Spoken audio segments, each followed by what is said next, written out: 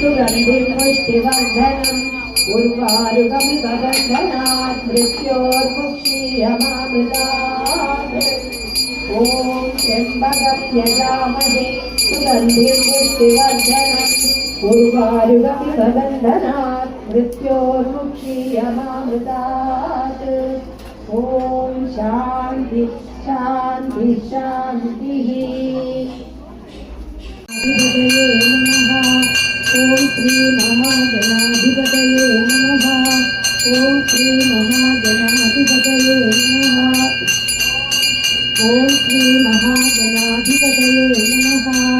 ओम श्री महागणाधिपतये नमः।